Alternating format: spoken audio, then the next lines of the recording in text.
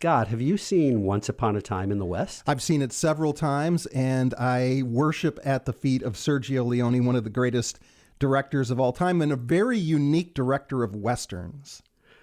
Certainly, yeah.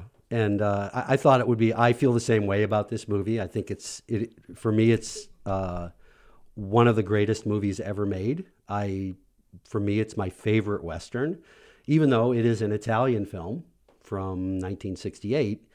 But it does so many things having to do with the American Westerns that it's great. It has greatness on so many levels. And I think it'll be fun for us finally just to talk about one movie in one of our episodes here. That's right. And in terms of Leone, what we grew up hearing about the spaghetti Westerns, and that was the Italian-made Westerns. And this arguably is the finest of all of them. Yeah, I don't think many people would argue with that who know those movies. It is Sergio Leone. Sergio Leone was the master of Italian Westerns, and this is his masterpiece. The first three were the what they call the Dollars trilogy, the three that made Clint Eastwood into an international star, A Fistful of Dollars, For a Few Dollars More, and The Good, the Bad, and the Ugly. All really good movies. There are some people who even say their favorite Leone film is The Good, the Bad, and the Ugly. But I think you and I are probably there with most critics and people who know Leone's work to say that this one, because of its sort of epic scale, and also the fact that it finally has a major, powerful female character, it just goes a whole magnitude beyond the Clint Eastwood films. Yeah, I mean, The Good, the Bad, and the Ugly is a great film as well, and improves upon the first two. But it's almost like a dress rehearsal for this film. Yeah, I think so. I think all three of those were. Yeah, in terms of how it's structured, like you said, the epic quality of it, the pacing, and the iconic characters as well. Yeah. And so, I mean, and some context is important. Why would I say, or why would some other people say it's the greatest Western ever made? I mean, the Western is an American genre, and there are so many great ones. But by 1968, it was almost as if the Western genre seemed played out. You know, it was the major American genre. Today, even now, even with all the movies that have been made in the 21st century and, recently, I believe there have been more Westerns made than any other kind of movie because there were so many made in the early days of cinema. And it was really the major American genre. And yet by 1968, it almost seemed as if the major directors, John Ford, Anthony Mann, Bud Betticher, Howard Hawks, it was almost as if they had told all the Western stories. And the Hollywood Westerns were starting to look tired and repetitive and out of ideas.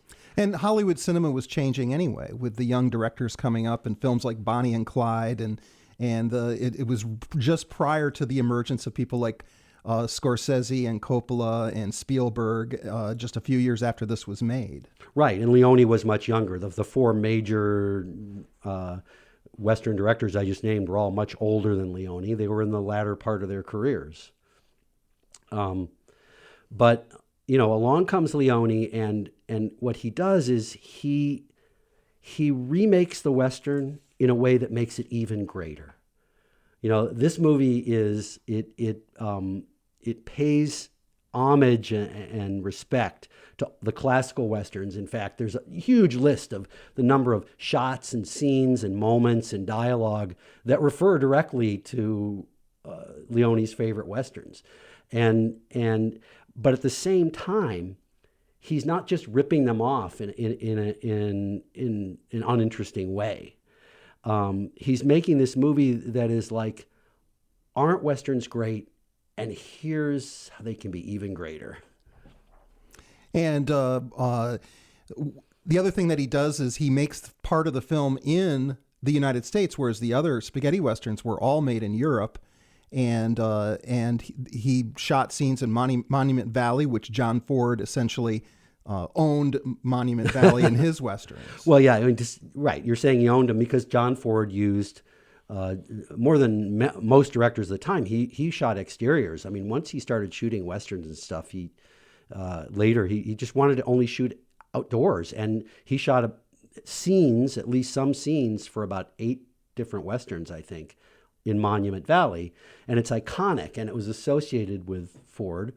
And Leone, apparently the story goes, Leone went there with his cinematographer to think about shots, and he would stand in a spot and he would know, this is the shot from The Searchers, you know, this is the shot from Stagecoach. It's like he knew it, so he knew Ford's work so well.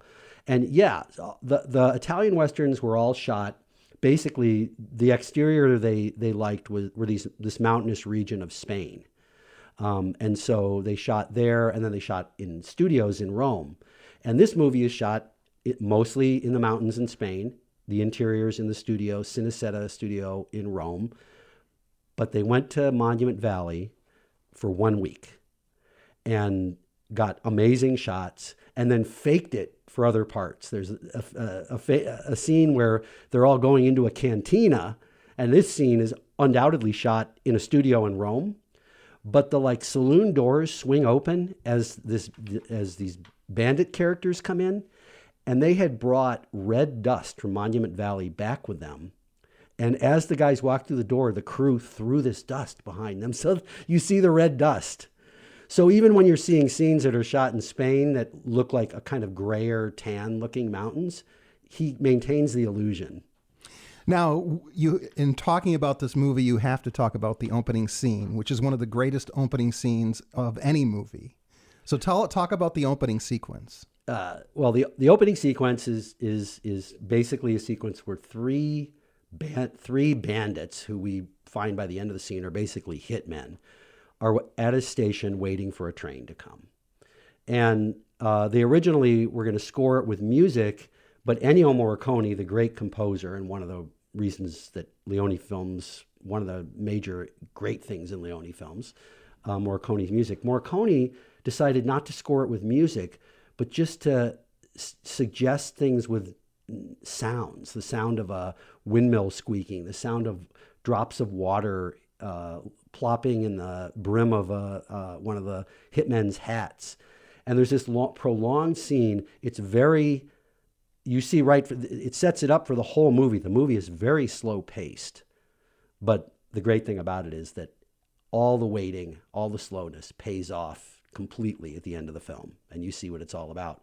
But they're waiting and waiting, and it turns out they're waiting for one of the major characters, Charles Bronson, whose name is, he's only called Harmonica in the movie because he plays a harmonica. And we see a gunfight there. The movie begins with this gunfight, and then the movie ends with an even more spectacular gunfight. And another thing that's great about this movie is the casting.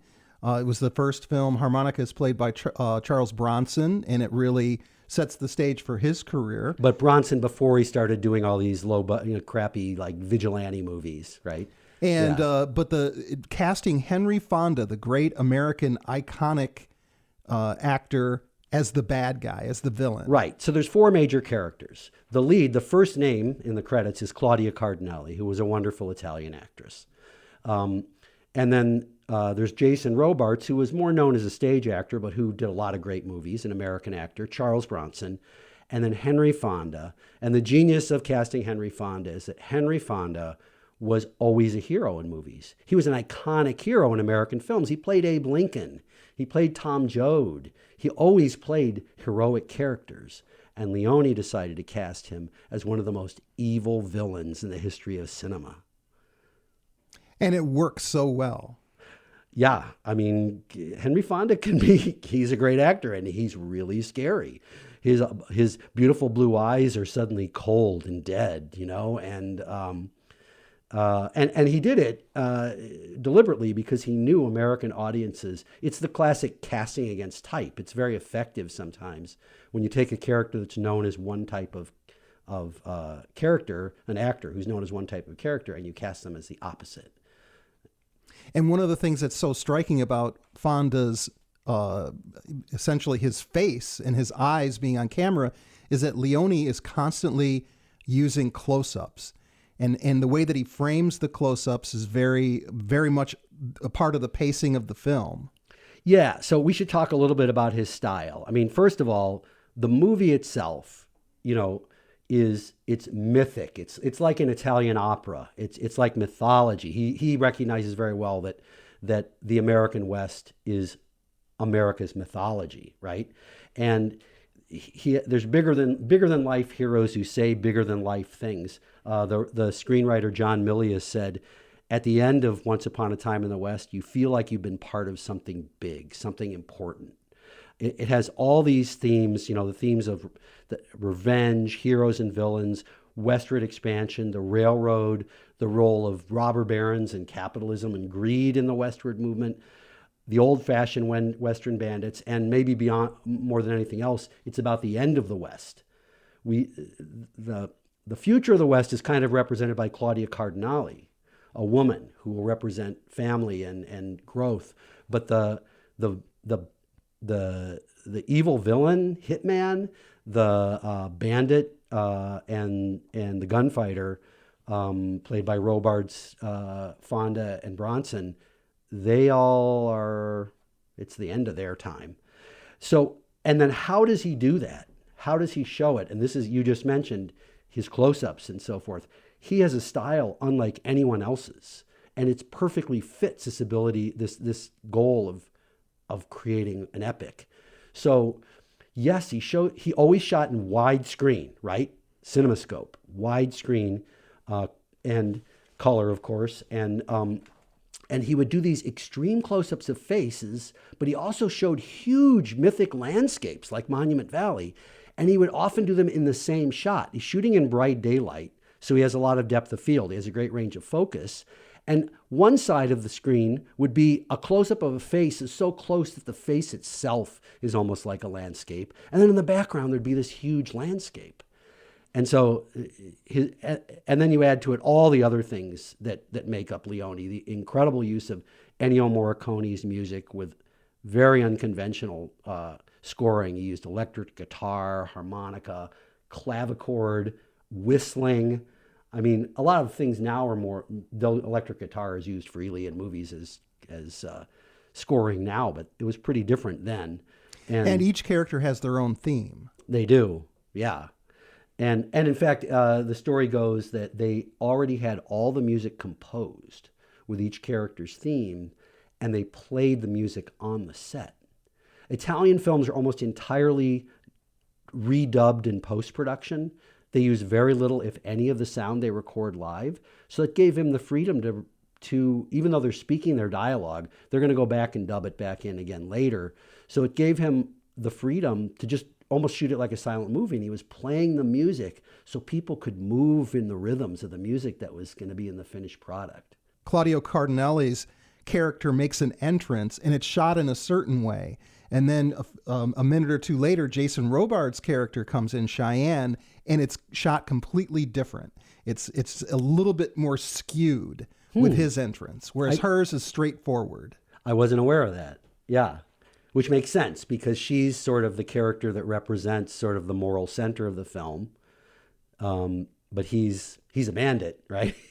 He's like a train robber kind of guy. So although he turns out to be a good character, he's trying to help her.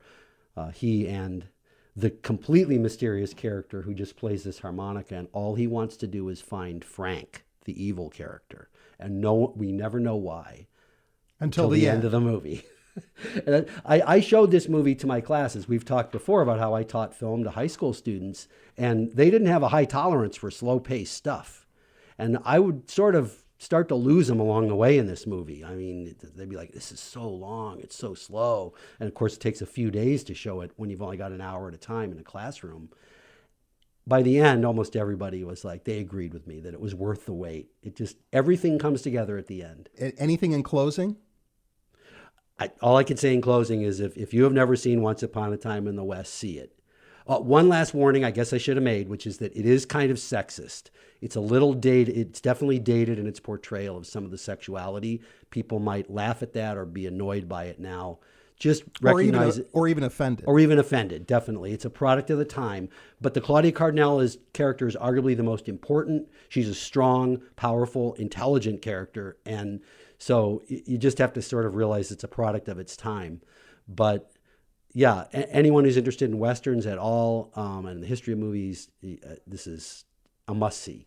All right, Bert, thanks for joining us. Thank you.